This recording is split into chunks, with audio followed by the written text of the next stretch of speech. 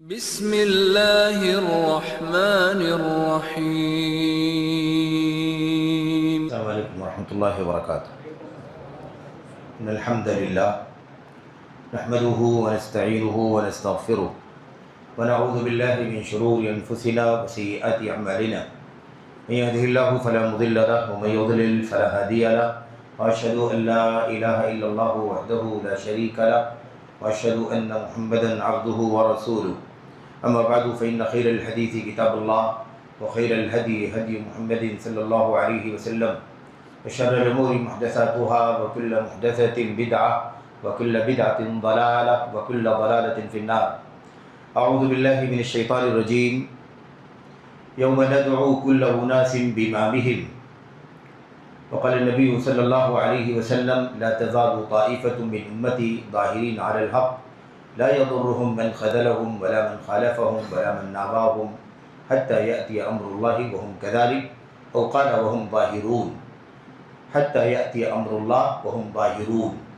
مسجد اہل حدیث الفرقان کے قابل قدر قابل احترام منتظمین اراکین ذمہ داران، یہاں کی جو شہری جمعیت ہے، جمعیت اہل حدیث حیدرآباد سکندرآباد، اس کے اراکین عہدیداران ذمہ داران خصوصیت کے ساتھ ہمارے فاضل گرامی مرکز ابوالکلام آزاد للتوعیۃ الاسلامیہ کے صدر اور منہج سلف کی بے باک ترجمانی کرنے والے ہمارے دوست، بے تکلف دوست فضیلت الشیخ محمد رحمانی بن عبد الحمید رحمانی حفظہ اللہ، آپ کی اس بستی میں، آپ کی اس مسجد سے متعلق اور بستی کے اطراف سے جوانب سے مختلف دعوتی، تعلیمی، تربیتی محاذوں سے جڑے ہوئے ہمارے قابل قدر قابل احترام علماء، فضلاء، دعات، مبلغین، مدرسین، اسی طرح سے ہمارے سامنے تشریف فرما مسجد کے اندر قابل احترام بزرگوں، اور اسی طرح سے حوصلہ مند نوجوانوں، غیرت مند شباب، جماعت اہل حدیث کے غیور نوجوانوں، اور اسی طرح سے قابل احترام ماں و بہنوں، عزیز بچوں، تھوڑے سے وقت میں کچھ باتیں آپ کے سامنے عرض کرنی ہے۔ عنوان آپ کے سامنے آ چکا ہے، عقیدہ اہل حدیث، منہج اہل حدیث اور امام احمد بن حنبل رحمۃ اللہ علیہ۔ اس طرح کے موضوعات سب لمبے ہوتے ہیں، اس کے بہت سارے گوشے ہوتے ہیں، بہت سارے اس کے پہلو ہوتے ہیں جس پر گفتگو کرنے میں وقت لگتا ہے، لیکن ہم ایک خلاصے کے طور پر، نچوڑ کے طور پر کچھ باتیں آپ کے سامنے عرض کرنے کی کوشش کریں گے۔ اللہ سے دعا کریں کہ اللہ تبارک و تعالی ہمیں اور آپ کو اہل حدیث کا عقیدہ، اہل حدیث کا منہج اور ان کی راہ صحیح معنوں میں سمجھنے کی توفیق عطا فرمائے، اور بطور نمونہ ایک آئیڈیل کے جن کا نام دنیائے سلفیت، دنیائے اہل حدیثیت پر ایک دم آفتاب کی طرح، ماہتاب کی طرح سے روشن ہے، اور تاریخ انہیں ہمیشہ امام و اہل سنت کے نام سے یاد کرتی ہے، امام احمد بن حنبل۔ ان کی زندگی کا جو ایک بہت ہی نمایاں پہلو ہے، محنت خلق القرآن یا فتنت خلق القرآن، اس تناظر میں اہل حدیثیت کی کتنی غیرت ہونی چاہیے، اہل حدیثیت کے لیے کتنا زیادہ عزم ہونا چاہیے۔ اہل حدیثیت کس چیز کا نام ہے؟ اہل حدیثیت بکھر جانے کا نام نہیں ہے، بہک جانے کا نام نہیں ہے، ادھر ادھر گھل مل جانے کا، مکس ہو جانے کا نام نہیں۔ اہل حدیثیت تو کھرے پن کا نام ہے، دلائل کا نام ہے، قرآن کریم کی روشن آیات کا، بینات کا نام ہے۔ اہل حدیثیت کا عقیدہ اللہ کی کتاب سے مستنبت ہے، اللہ کے نبی علیہ السلام کی روشن تعلیمات سے مستنبت ہے۔ حضرات صحابہ کرام نے اسے قرآن کریم سے، نبی کریم صلی اللہ علیہ وسلم کی سنتوں سے کیسے سن کر کے، پڑھ کر کے، سمجھ کر کے، اور اس عقیدے کو اپنی زندگی میں جاری نافذ کر کے کس طرح سے امت کے لیے، اگلوں کے لیے، بعد والوں کے لیے بہترین آئیڈیل اور نمونہ چھوڑا ہے، ہمیں اسی کی تلاش کرنی چاہیے، کیونکہ اہل حدیثیت اسی کا نام ہے۔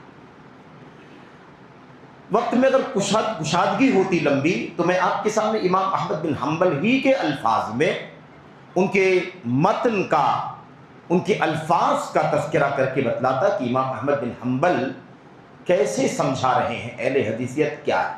لیکن بہرحال تفصیل میں نہ جاتے ہوئے میں خلاصے کے طور پر بات کروں گا، یہ اشارہ کرنے کے ساتھ ساتھ کہ امام احمد بن حنبل رحمۃ اللہ علیہ کی مشہور زمانہ کتاب ہے اصول السنہ۔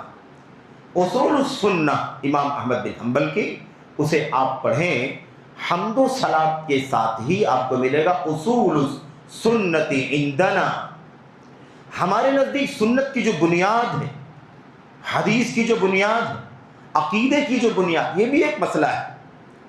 اصول السنت، شرح السنت کا لفظ جب آتا ہے، السنہ کا لفظ جب آتا ہے تو بہت سارے لوگ اس کو سمجھتے ہیں کہ فقہ کے مقابلے میں حدیث کہا جا رہا ہے، سنت کہا جا رہا ہے، فرض کے مقابلے میں جو کچھ سنت کا معنی ہوتا ہے وہ معنی مراد دیا جا رہا ہے۔ ہمارے اسلاف بدعت کے مقابلے میں، اہل بدعت کے عقائد کے مقابلے میں، ان کے افکار و نظریات کے مقابلے میں سنت استعمال کرتے تھے۔ جب سنت کہا جائے تو اسے عقیدہ کتاب و سنت مراد ہوتا ہے۔ شرح السنہ کا معنی کیا ہے؟ کیا فرض کے مقابلے میں سنت کی شرح کر رہے ہیں امام ببہاری رحمۃ اللہ علیہ؟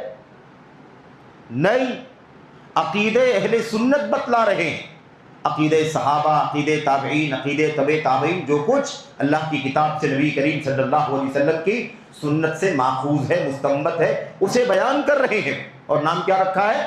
شرح السنہ۔ تو شرح السنہ، اصول السنہ، السنہ کے نام سے بہت ساری کتابیں ہمارے اسلاف نے لکھی۔ دیکھیں 3 صدی ہجری کے آغاز سے لے کر کے 4 صدی ہجری کے آغاز تک اور اختتام تک آپ کو ایک نہیں دنیا بھر کی کتابیں آپ کو ملیں۔ تو یاد رہے کہ یہ جو سنت ہے نا، سنت، اصول السنت عندنا، امام احمد بن حنبل فرماتے ہیں ہمارے نزدیک سنت کے اصول یعنی عقیدے کے اصول کیا ہیں، عقیدے کے پرنسپلز کیا ہیں، عقیدے کی بنیادیں کیا ہیں، عقیدے کی جڑیں کیا ہیں، اس کو سمجھاتے ہوئے کہتے ہیں اسی راہ پر چلنا جس راہ پر نبی کریم صلی اللہ علیہ وسلم کے اصحاب چلتے رہے، جو کچھ انہوں نے کشید کیا، لیا، حاصل کیا، کھینچا اللہ کی کتاب سے، نبی کریم صلی اللہ علیہ وسلم کی سنت سے، اور اسی پر وہ چل رہے ہیں، اسی پر چلنا دراصل عقیدہ اسلامیہ کی بنیاد ہے۔ جتنے انحرافات ہیں، جتنی گمراہیاں ہیں، ساری کی ساری اس ایک جملے سے چھٹ جائیں گی، کٹ جائیں گی۔ آپ نے امام ابو بکر ابن عیاش رحمۃ اللہ علیہ کا نام سنا، ہم نے عرض کیا کہ سب لمبی گفتگو کا موضوع ہے۔ امام ابو بکر ابن عیاش رحمۃ اللہ علیہ سے کسی نے پوچھا من السنی، سنی کون ہے، سنت پر چلنے والا کون؟ آپ اپنی تعبیر میں اگر ملک اور وطن عزیز میں سب سے زیادہ استعمال ہونے والے لفظ اہل حدیث کا اگر استعمال کریں تو آپ کہہ لیں کہ کوئی سوال کر رہا تھا امام ابو بکر بن عیاش سے اہل حدیث کون ہے، اہل حدیث کون، سنی کون ہے، اہل حدیث کون ہے؟ تو کیا جواب دیا تھا انہوں نے؟ آپ سوچیں جواب اہل سنت کے ائمہ کا کیسے ہوتا ہے۔ انہوں نے یہ نہیں کہا کہ اہل حدیث یہ ہے جو یہ کرے یہ کرے یہ کرے، سنی یہ ہے جو یہ کرے ایسا کرے ویسا کرے، ایسے نہیں جواب دیا انہوں نے اس سوال کا پس منظر سمجھا کہ اہل حدیث سنی، سلفی، طائفہ منصورہ، فرقہ ناجیہ، سواد اعظم، ادھر ادھر کہاں داخل ہو رہا ہے، کیسے کیسے حملے ہو رہے ہیں، کیسے کیسے پروپیگنڈے ہو رہے ہیں، کیسی کیسی سازشیں کی جا رہی ہیں، رافضیت کھینچ رہی ہے، خارجیت کھینچ رہی ہے کہ نہیں، اور اس کے علاوہ عقلانیت کھینچ رہی ہے، اعتدال کھینچ رہا ہے، جہمیت کھینچ رہی ہے، اشعریت کھینچ رہی ہے، مختلف بدعتیں کھینچ رہی، انکار سنت کا حملہ ہو رہا ہے، توہین صحابہ کا مسئلہ آ رہا ہے، دنیا بھر کی بدعتیں، نئے نئے راستے نکل رہے ہیں۔ تو انہوں نے سنی کون ہے، اہل حدیث کون ہے، سلفی کون ہے، اس کا جواب کیسے دیا؟ ایسے دیا جواب، آپ کے علم میں ہوگا، شاید آپ نے یہ ساری باتیں آپ سنتے رہتے ہیں تو آپ یقیناً جانتے ہیں۔ انہوں نے کیا کہا؟ الذی اذا ذکرت الاہواء لم یتعصب الی شیء منها، سنی کون ہے؟ سنی وہ ہے جو ہر طرح کی بدعتوں سے اپنے آپ کو دور رکھے، کسی بدعت کی طرف اس کا ذہن جائے نہ، اس کا رجحان جائے نہ، اس کی سوچ جائے نہ، وہ مائل نہ ہو، وہ اس طرف سوچے بھی نہ، اس کی طرف کسی بھی طرح سے ادنا بھی رجحان، میلان، جانبداری، طرفداری نہ ہو، یعنی تھوڑا بھی کسی بدعت کا اثر قبول کرنے کو تیار نہ ہو، وہ اہل حدیث۔ اہل حدیث کا عقیدہ، میرے بھائیوں آپ جانتے ہیں اہل حدیث کا عقیدہ بیان کرنے میں کتنا ٹائم جائے؟ قرآن پورا کا پورا اہل حدیث عقیدہ، سنت پوری کی پوری، صحابہ کرام کی زندگی، تابعین، اس لیے کہ بنیاد پر میں آیا ہوں آپ کے سامنے بات کرنے کے لیے۔ اہل حدیث کا عقیدہ، اس کی بنیاد کیا ہوتی ہے؟ آپ دیکھیں قرآن کریم کی آیات میں، اللہ کے نبی علیہ السلام کی حدیثوں میں جہاں فرقوں کا، تفرقے کا، انتشار کا ذکر کیا گیا ہے، وہاں پر اسے نمایاں کر کے بیان کیا گیا ہے۔ کیا؟ اتباع سنت کرنے والے، اللہ کی اطاعت کرنے والے، رسول کی اطاعت کرنے والے، صحابہ کرام، اہل ایمان جن کو کہا گیا۔ ابھی شیخ برادرم آیت کریمہ پڑھ رہے تھے، وَمَن يُشَاقِقِ الرَّسُولَ والی آیت کریمہ، اس میں تذکرہ کیا گیا۔ نبی کریم صلی اللہ علیہ وسلم کی حدیثیں آپ دیکھیں، فرق کا تذکرہ کر رہے ہیں، فرقوں کا تذکرہ کر رہے ہیں، اس فرقوں کے بیچ میں الگ تھلگ کر کے اللہ کے نبی علیہ السلام کس کو بیان کر رہے ہیں؟ اس راستے کو جس راستے پر میں ہوں، میرے صحابہ ہیں۔ تو یہ جو الگ تھلگ کر کے فرقوں کے بیچ میں، انتشار کے بیچ میں، تشدد کے بیچ میں، اور کس کو کہتے ہیں اہواء کے بیچ میں، بدعات کے بیچ میں نبی کریم صلی اللہ علیہ وسلم جو الگ کر کے بتلا رہے ہیں، نمایاں کر کے بتلا رہے ہیں، اس کا معنی یہی ہے کہ اہل حدیثیت ایک اصل راہ کا نام ہے، جو راہ اللہ کی کتاب سے، نبی کی سنت سے جڑی ہوئی ہے۔ صحابہ کرام کی فہم یہ سب سے بنیادی مسئلہ ہے۔ دنیا کی جتنی بھی فرقہ واریت ہے، جتنا بھی انحرافات ہیں، جتنے بھی احزاب، ٹولیاں، گروہ نکل کر کے آئے اور آ رہے ہیں ماضی سے لے کر کے آج تک، اور آگے جو بھی ٹولیاں نکلیں گی، قرآن کریم سے اگر کوئی اپنے آپ کو دور کر لے، سنت سے کوئی اپنے آپ کو دور کر لے، تو ہم اسے ہم آؤٹ کر دیں گے۔ جو قرآن کا ہی نام نہیں لیتا، سنت کا ہی نام لیتا، اس کا کیا تعلق ہے اسلام سے؟ اس کا کیا تعلق ہے نبی کریم صلی اللہ علیہ وسلم کی نسبت سے؟ اس کا کیا تعلق ہے اللہ تبارک و تعالیٰ کے آخری دین سے، جو نجات کی ضمانت کا کیا تعلق؟ تو قرآن و سنت کا نام تو سارے فرقے لیتے ہیں، سارے بدعتی لیتے ہیں، سارے انحرافات والے لیتے ہیں، سارے منحرفین لیتے ہیں۔ سارا مسئلہ انحراف کا کہاں آتا ہے میرے بھائیوں؟ اس لیے کہ قرآن کا نام تو لیتے ہیں لیکن سمجھتے ہیں اپنی مرضی سے، حدیث کا نام لیتے ہیں سمجھتے ہیں اپنی مرضی سے۔ اصل میں مسئلہ یہی ہے کہ قرآن و سنت کو سمجھنے کے لیے نبی کریم صلی اللہ علیہ وسلم کے اصحاب کا آئیڈیل اور ان کا اسوہ، ان کا نمونہ وہ چھوڑ دیتے ہیں۔ اس کے پیچھے سیاسی مقاصد ہیں، مادی مقاصد ہیں، ہوس ہے، خواہشات نفسانی ہے، باپ دادا کی ریت روایت ہے، اور بزرگوں اور پرکھوں اور پیروں مریدوں، پیروں فقیروں کے ساتھ ان کی وابستگی ہے کسی بھی وجہ سے۔ وہ بہرحال نبی کریم صلی اللہ علیہ وسلم کے اصحاب سے۔ تو اہل حدیثیت نام کس چیز کا ہے؟ اہل حدیث کا عقیدہ کیا ہے؟ اہل حدیث کی راہ کیا ہے؟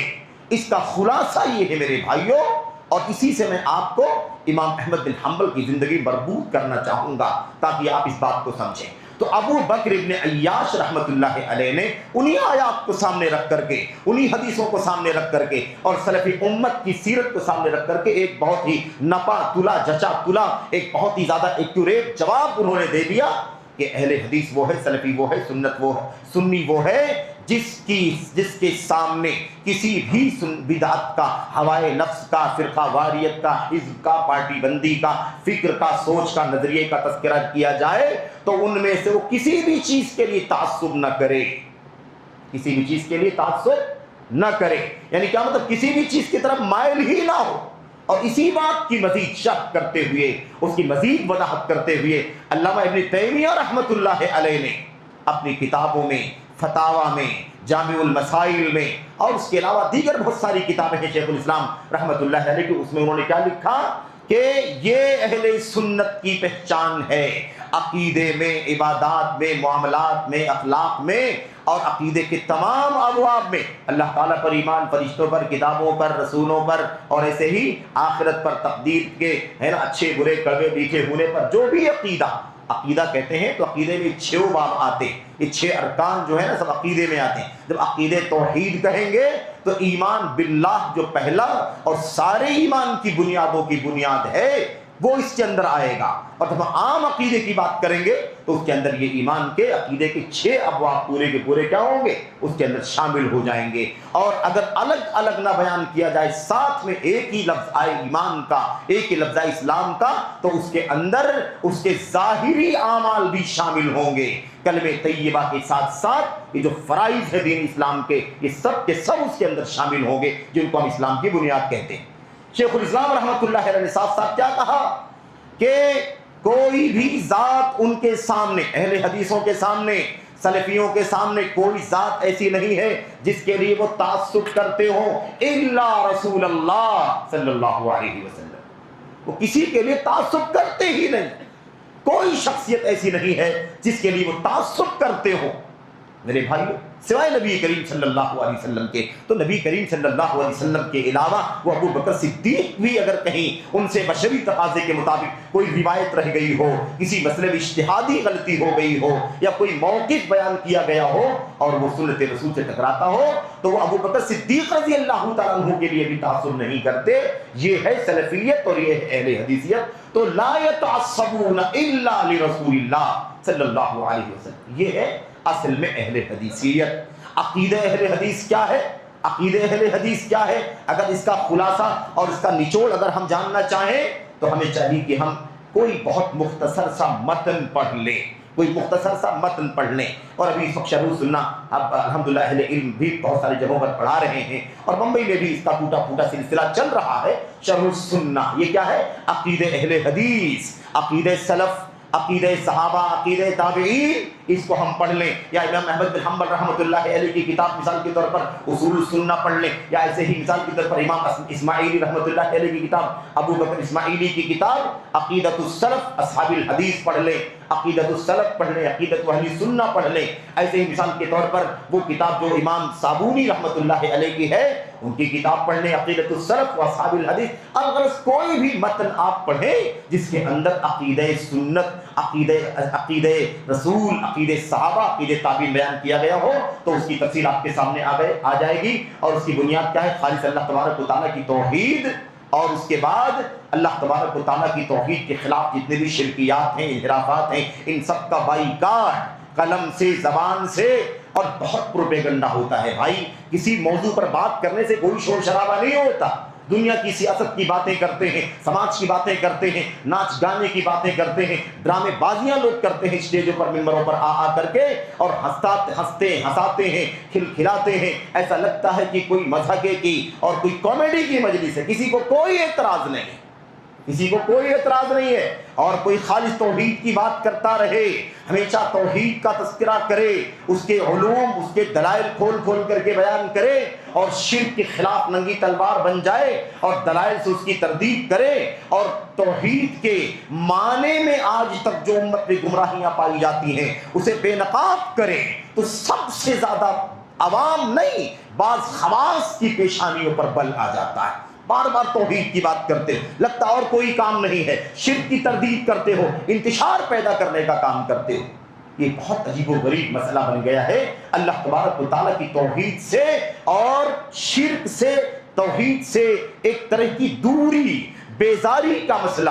اور شرک اور شرکیات کے بارے میں اگر کوئی رب کی بات کرتا ہے تو اسے انتشار کرنے کا تانا لگا دینا, اس کے اوپر فرقہ بندی کا الزام مڈ دینا, اور ایسے اس کو مختلف انداز کے تان و تشریح سے نوازنا ایک عام سا مسئلہ بن گیا ہے. یاد رکھو, اہل حدیثوں کے بزرگوں, اہل حدیثوں کے علماء جو عمر رسیدہ بزرگ ہیں وہ جوان, اور ایسے ہی آپ حوصلہ مند جوانوں, قابل احترام ماؤں اور بہنوں, عزیزوں, اچھی طرح سے ذہن و دماغ میں بٹھا لو.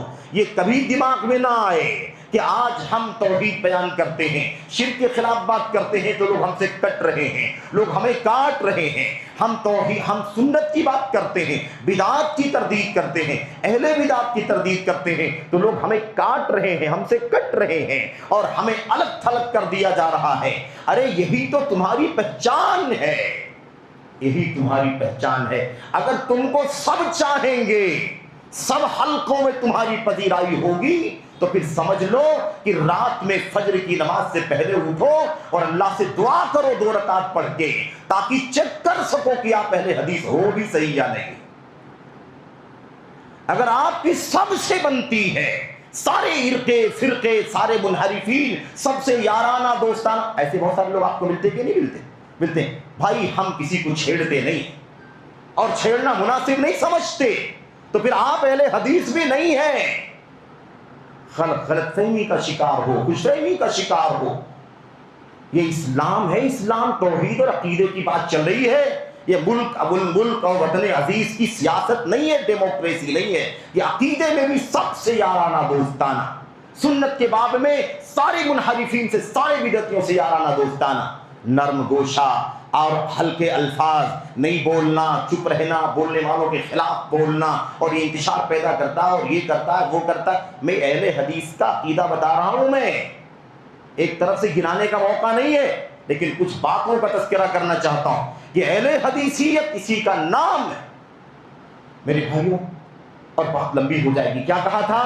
استوصوا بأہل السنت خیرا فإنہم غرباء، ہمارے اسلاف نے کہا تھا، ہمارے ائمہ سلف نے کہا تھا، اہل سنت کے بارے میں خیر کی بھلائی کی وصیت قبول کرو، ان کے ساتھ ہمیشہ ہمدردی کا معاملہ کرو، نرمی کا معاملہ کرو، ان کے ساتھ ہمدردی کا محبت کا معاملہ کرو، ان کے ساتھ خیر کا معاملہ کرو۔ فإنہم غرباء، اس لیے کہ اہل سنت اہل حدیث اجنبی ہوا کرتے ہیں، اہل حدیث اجنبی ہوا کرتے ہیں۔ آپ کے حق ہونے کی پہچان یہ ہے کہ آپ چند لوگ ہیں، اگر بھیڑ کو اپنے ساتھ میں لے لو گے تو کھو جاؤ گے، اپنا عقیدہ بھی کھو دو گے۔ یہ غلط فہمی کہاں سے آ رہی؟ کبھی کبھی ذہن میں آتا ہے یہ اتنے بڑے شہر میں یہ 60-70 لوگ 80 لوگ بیٹھے ہوئے ہیں، پورے شہر میں تو اتنی بڑی تعداد ہے، آپ کو اس کے بارے میں پریشان ہونے کی ضرورت کیا ہے؟ کیا ضرورت ہے؟ اہل حدیثیت میں جب سے مشکل مسائل پیدا ہونے لگے، اس کا اصل میں وقت وہی ہے جب سے اہل حدیثوں نے بھیڑ چال چلنا شروع کر دیا، سب کو لے کر کے چلنے کی بات کرنا۔ ہمیں اللہ تعالیٰ نے امتیاز عطا فرمایا ہے سارے منحرفین سے، سارے بدعتیوں سے، سارے ہوا پرستوں سے، سارے احزاب سے، پارٹی فرقوں اور پارٹی والوں سے اللہ نے امتیاز عطا فرمایا ہے کہ ان کے ہاں انحرافات ہیں، کمیاں ہیں، خامیاں ہیں، یہ مختلف تھلوں میں بٹے ہوئے ہیں۔ آپ کی ذمہ داری ہے کہ آپ ان کو سمجھائیں بجھائیں، خالص توحید کا سبق سکھائیں، خالص سنت کی راہ دکھائیں، شرکیات سے، بدعات سے، ہوائے نفس سے، عقل پرستی سے، ان سب سے ان کو آزاد کریں۔ آپ کو اللہ نے، ہم کو، آپ کو بپا ہی اسی لیے اللہ تبارک و تعالیٰ نے کیا ہے۔ تو کیا کہا تھا انہوں نے؟ کسی چیز کے لیے تعصب نہیں ہونا چاہیے، تعصب حق کے لیے، تعصب اللہ کی کتاب کے لیے، تعصب نبی کریم صلی اللہ علیہ وسلم کی سنت کے لیے، تعصب نبی کریم صلی اللہ علیہ وسلم کے صحابہ کرام کے موقف کے لیے، مشن کے لیے، جو انہوں نے اللہ کے کلام سے، نبی کی سنت سے موقف طے کیا اور پوری امانتداری کے ساتھ، دیانتداری کے ساتھ، بلا کسی ملامت کر کے، ملامت کے خوف کے، انہوں نے پوری امانتداری کے ساتھ آگے بڑھایا۔ اس لیے یہ تو کوئی مسئلہ ہی نہیں ہے کہ ہم کم ہیں، ہم تھوڑی تعداد میں ہیں، لوگ کٹ رہے ہیں، کاٹ رہے ہیں، الگ ہو رہے ہیں۔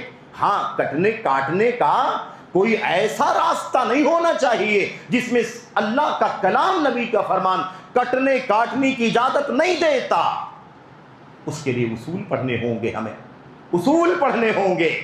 سنت کے راستے کے علاوہ بدعت کا راستہ کیا کیا ہے، ان لوگوں سے ہم ضرور دوریاں اختیار کریں گے، اور اتنا گھبرائیں گے، اتنا دوری اختیار کریں گے کہ بالکل کانوں میں انگلیاں ڈال لیں گے، کوئی بات کان میں غلطی سے آ نہ جائے۔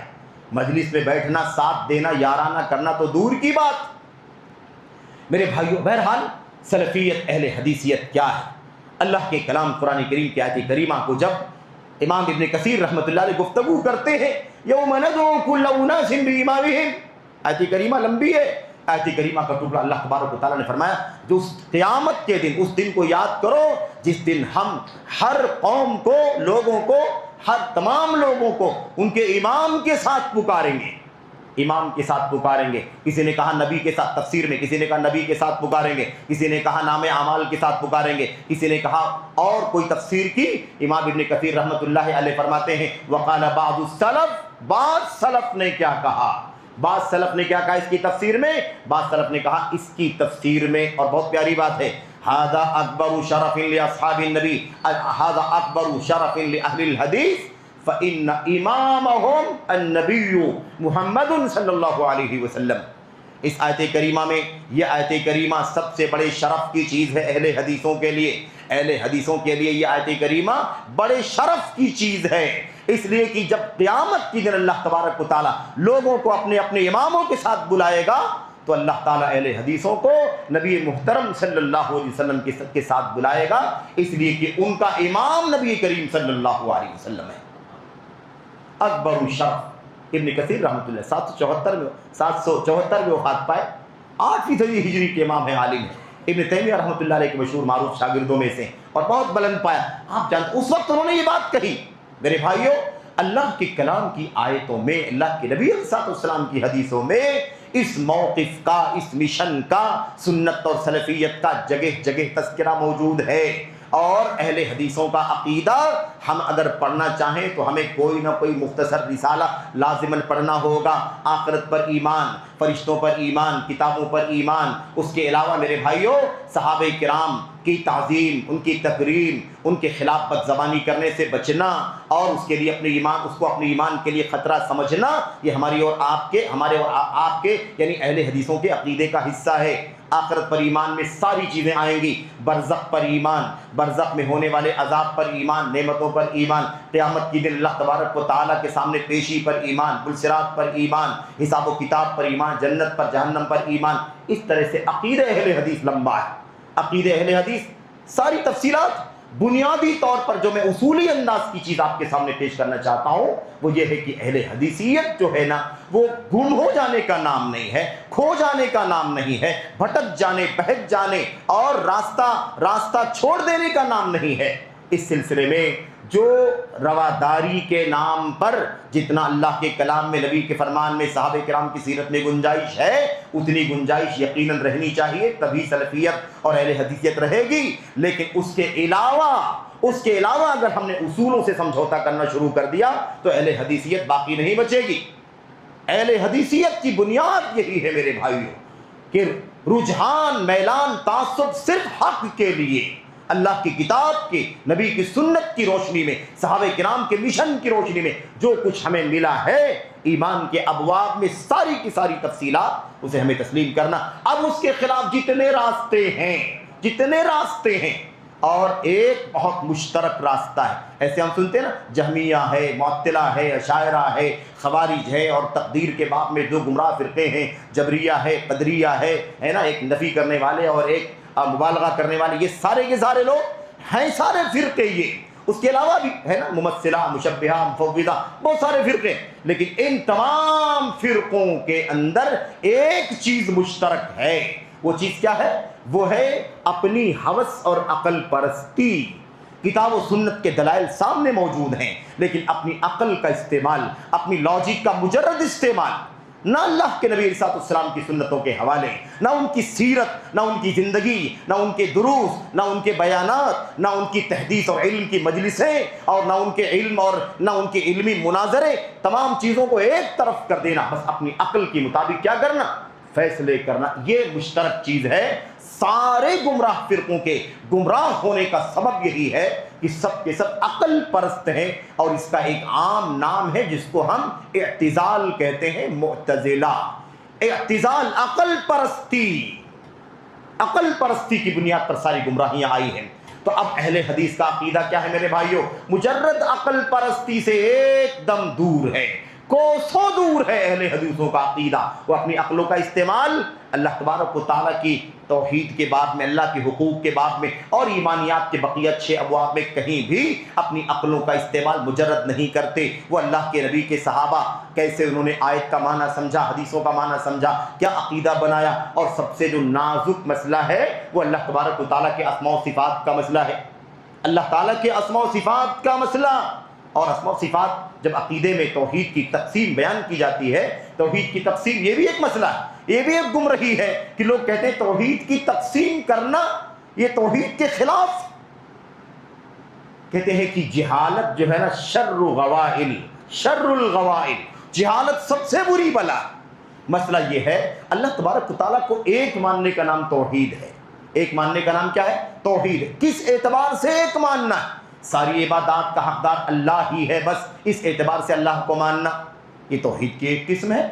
سارے کام جو دنیا میں رونما ہوتے ہیں، بارش کا برسنا، سورج کا آنا، چاند کا آنا، روشنی کا آنا، بیماری کا آنا، موت کا آنا، زندگی کا، شفا کا، فلاں کا فلاں، ان تمام جو چیزیں رونما ہوتی ہیں، ایک ذرہ بھی جو ضروری کائنات میں ہلتا ہے، اس میں یہ اللہ تبارک و تعالیٰ ہی کا کام ہے، اللہ کے سوا اس کام میں کوئی اس کا ساجی اور شریک نہیں ہے۔ تو رب ہونے کی حیثیت سے اللہ تبارک و تعالیٰ کو ایک ماننا۔ اسماء و صفات جتنے بھی نام اللہ کے قرآن میں سنت میں آئے ہیں، ان تمام ناموں کے بارے میں یہ عقیدہ، یہ نام صرف اللہ کے ہیں اور اللہ ہی کے لیے لائق و زیبا ہیں، اسی کی شایان نشان ہے۔ یہ نام کسی مخلوق کے نہیں ہو سکتے، کسی بندے کے نہیں ہو سکتے۔ جو شان اللہ کی ہے اس کے ناموں میں، اس کی صفات میں، وہ شان کسی اور کو نہیں دی جا سکتی۔ یہ اسماء و صفات کا باب اخیر میں بیان کیا جاتا ہے۔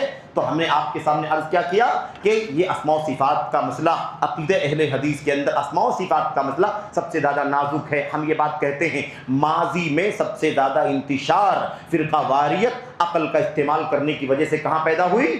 اسماء و صفات کے باب میں ہوئی۔ لیکن شرک کا جو مسئلہ تھا، اللہ تبارک و تعالیٰ کی الوہیت کے باب میں، اللہ تبارک و تعالیٰ کی توحید کے عقیدے، یعنی اللہ تعالیٰ کی عبادت کی جو توحید ہے، توحید العبادت جس کو کہا جاتا ہے، توحید الالوہیہ جس کو کہا جاتا ہے، اس باب میں جو لوگ الگ تھلگ تھے نبیوں کی تعلیمات سے، وہ کھلم کھلا مشرک تھے، بتوں کے پجاری تھے، انبیاء کے اولیاء کے پجاری تھے، سورج چاند ستاروں کی پجاری تھے۔ میں افسوس کے ساتھ کہنا پڑتا ہے کہ آج اسلام کے نام لیوا، کلمہ گو، کلمہ پڑھنے والے، 5 وقتہ نمازوں میں حاضر ہونے والے اور جمعہ جماعت قائم کرنے والے، قربانی اور صدقات و خیرات کرنے والے، دین کے شاعر، دین کے مسائل اور دین کے امور پر عمل کرنے والے، ایسے لوگوں کے یہاں بھی جو بہت بڑے بڑے نام والے بھی ہیں، بڑے بڑے رائٹر ہیں، مصنف بھی ہیں، ایسے لوگوں کے یہاں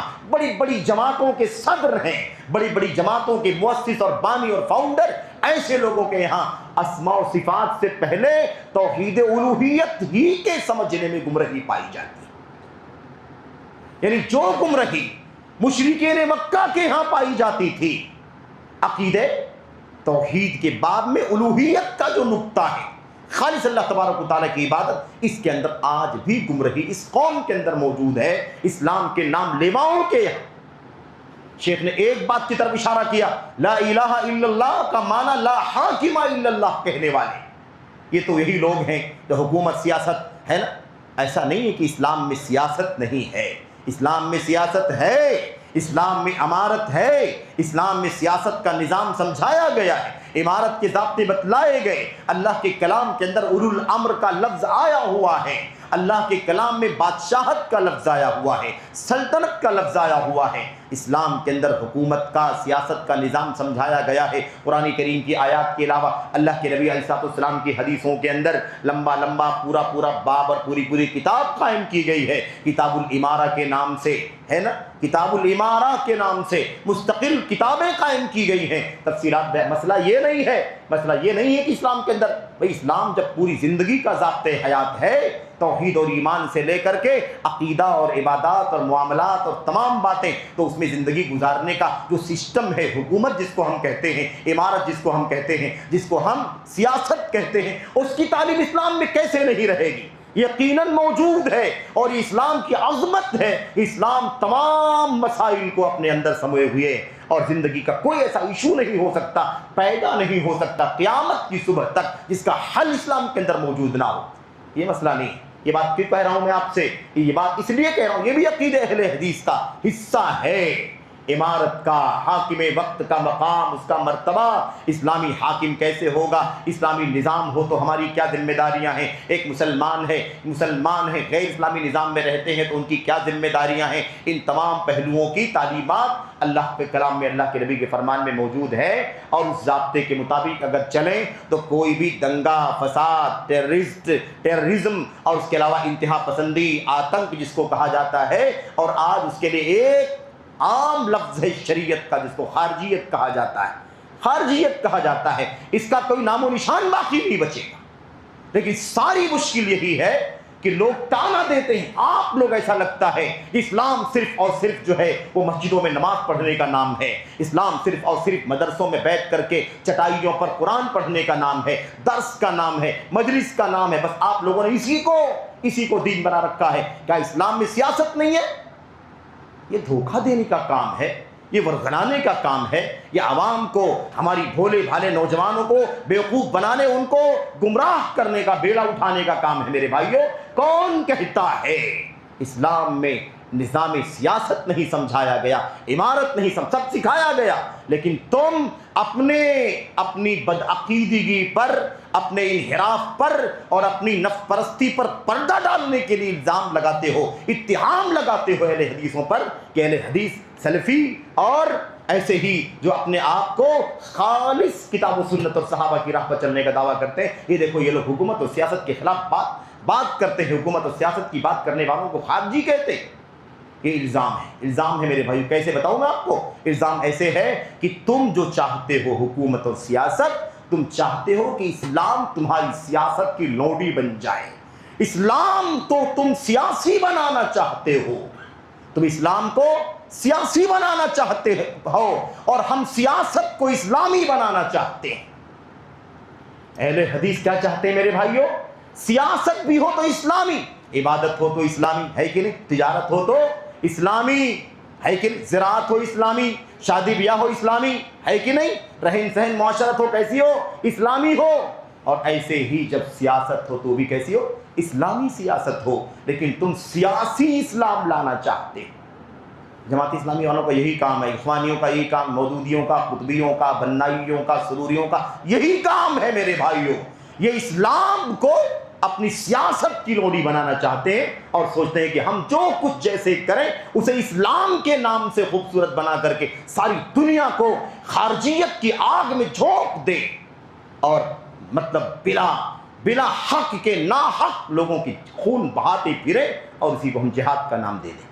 یاد رکھیں میرے بھائیوں، ہم نے اس سے پہلے بھی گفتگو بہت ساری جگہوں پر کی ہے کہ یہ مسئلہ سب سے زیادہ خطرناک ہے اور وقت کا سب سے زیادہ حساس مسئلہ ہے۔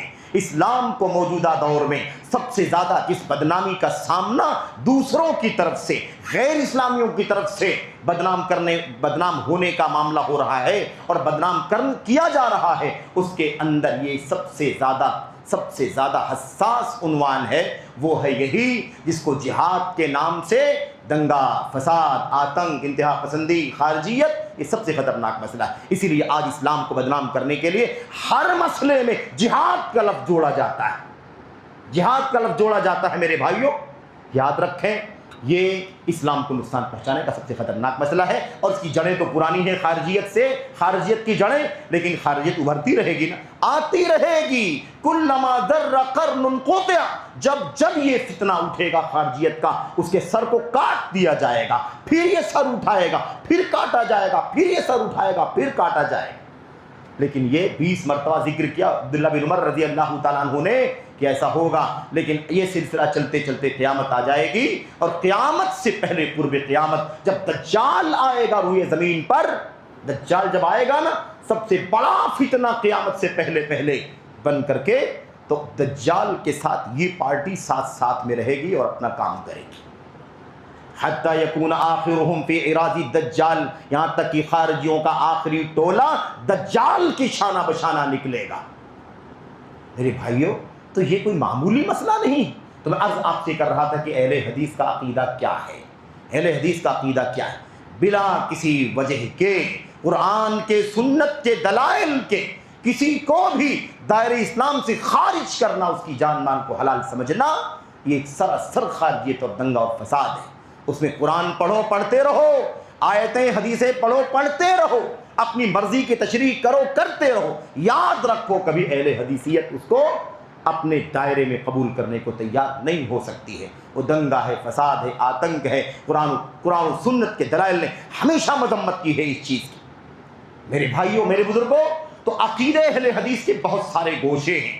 یہ جو عقیدہ اہل حدیث ہے، جس کا سرسری طور پر کچھ نقاط کا یا کچھ چیزوں کا سرسری طور پر ذکر کیا گیا، اس حوالے سے مجھے امام احمد بن حنبل رحمۃ اللہ علیہ کا تذکرہ کرنا ہے۔ امام احمد بن حنبل رحمۃ اللہ علیہ، میرے بھائیوں، یہ جو اہل حدیثیت کی بات چل رہی تھی، اہل حدیث کا عقیدہ، یہ وہی طائف منصورہ ہے، وہی فرقہ ناجیہ جس کا ذکر اللہ کے نبی نے فرمایا، اور سب لوگ بار بار سنتے ہیں، سبھی لوگ جانتے ہیں کہ اس حدیث کی تشریح میں حضرت امام احمد بن حنبل اور حضرت امام علی بن المدینی رحمۃ اللہ علیہ، حضرت امام بخاری اور بعد کے ائمہ میں امام نووی اور دیگر ائمہ محدثین نے کیا کہا ہے؟ یہ طائفہ ہے نا جو ہمیشہ حق پر قائم رہے گا، دنیا والے مخالفت کریں گے، دشمنی کریں گے، بے سہارا چھوڑ دیں گے، ان کے خلاف محاذارائی کریں گے، تان و تشنیع کریں گے، اور ہر طرح سے ان کو زد و کوب کرنے کی کوشش کریں گے، ظاہری طور پر، معنوی طور پر، ہر اعتبار سے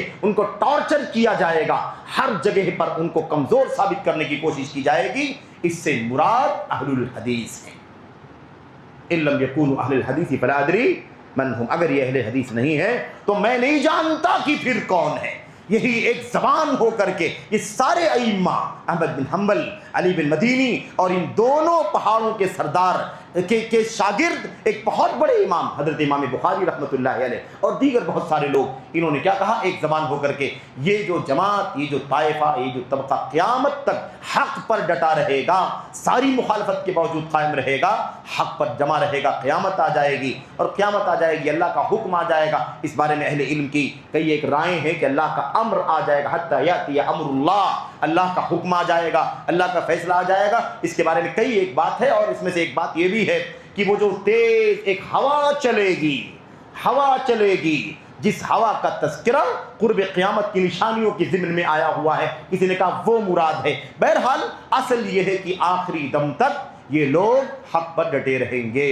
اس سے مراد اگر اہل حدیث نہیں ہے تو پھر اور کون ہے؟ کوئی نہیں، میں نہیں جانتا۔ یہاں پر ایک بات خاص طور پر آپ کے سامنے ذکر کرنی ہے کہ آپ کے بھی ذہن میں نہیں آنا چاہیے، کوئی ورغلا نہ دے، کوئی آپ کو بہکا نہ دے۔ ایسے بہت سارے نکتے، بہت سارے پوائنٹ ہمارے بہت سارے بھائی جو اہل حدیثیت کے خلاف یا ان کی حقیقت کو نہیں جانتے، ان لوگوں نے کیا بنا رکھا ہے؟ پروپیگنڈا کرتے ہیں، سازشیں کرتے ہیں۔ وہ کیا کہتے ہیں آپ لوگ کیسے اپنے آپ کو اس حدیث کا مصداق بنا لیتے ہیں؟ بھائی اگر اس سے مراد اہل حدیث نہیں ہے تو پھر اور کون ہے؟ اس سے مراد اہل حدیث، اس سے مراد محدثین ہے۔ امام بخاری کا مقصد محدثین، امام احمد بن حنبل کا مقصد بتانے کا مقصد محدثین، علی بن مدینی کا دیگر مقصد کیا ہے؟ اس سے مراد اگر محدثین کی جماعت نہیں ہے جو اللہ کے کلام کی آیتوں کے ساتھ ساتھ اللہ کے نبی کی حدیثوں کو جمع کرتے تھے، ڈھونڈتے تھے، روایت کرتے تھے، سنتے تھے، سناتے تھے، کتابوں میں لکھتے تھے، اس کی سند پر، متن پر بحث کرتے تھے، اور کھرا اور نچھرا بنا کر کے امت کے سامنے پیش کرتے تھے، اس سے مراد تو وہ محدثین کی جماعت ہے۔ آپ نے اپنے آپ کو کیسے شامل کر لیا کہ آپ محدثین کی جماعت میں شامل ہو گئے؟ تو ان کو سمجھانا کہ بھائی دیکھو، ایسے ہمیں ورغلانے گمراہ کرنے کی کوشش مت کرو۔ اہل الحدیث سے مراد کون ہے ہمیں اچھی طرح معلوم ہے۔ اہل حدیث سے مراد صرف اور صرف حدیثوں کو جمع کرنے والے، روایتیں کرنے والے نہیں ہیں۔ اگر اس پر عمل کرنے والے مراد نہیں ہیں، صرف اور صرف اس کی سند کو جمع کرنے والے، متن کو جمع کرنے والے مراد ہیں، اس کا مطلب یہ ہوگا کہ انہی محدثین کی جماعت کے سوا دنیا میں اور کوئی محدثین میں اہل حدیث میں شامل نہیں۔ بات سمجھ میں آگئی کہ نہیں آگئی؟ جماعت محدثین جو سندوں اور متنوں کو لکھنے والے، کتابوں میں جمع کرنے والے اور حدیث کی مجلسیں قائم کرنے والے تھے، ان کے سوا اور کوئی اہل حدیثوں میں شامل نہیں ہوگا۔ یہ تو مانا ہوگا کہ نہیں ہوگا؟ میرے بھائیوں، جب کی روایت جب نہیں ہوتی تھی، روایت جب نہیں ہوتی ہے، کتابوں میں لکھ دیا گیا حدیثوں کو، اس کے بعد بھی حدیث کا، اہل حدیث کا لفظ موجود ہے، اصحاب الحدیث کا لفظ موجود ہے، اور ان کا مقام موجود ہے، ان کے فضائل موجود ہیں، ان کا تذکرہ بڑی شان بان کے ساتھ کیا گیا ہے۔ تو یہ پروپیگنڈا ہے۔ علامہ ابن تیمیہ رحمۃ اللہ علیہ نے اس بات کو اچھی طرح سے واضح کر دیا ہے کہ کوئی پروپیگنڈا نہ کرے کہ اہل حدیث سے مراد محدثین کی جماعت ہے جو روایت کرنے والے، سننے سنانے والے ہیں، بلکہ جب ہم محدثین کہتے ہیں، اہل الحدیث کہتے ہیں، اور کوئی فرق نہیں ہے میرے بھائی، محدثین کہیں یا اہل الحدیث کہیں، کوئی فرق نہیں ہے۔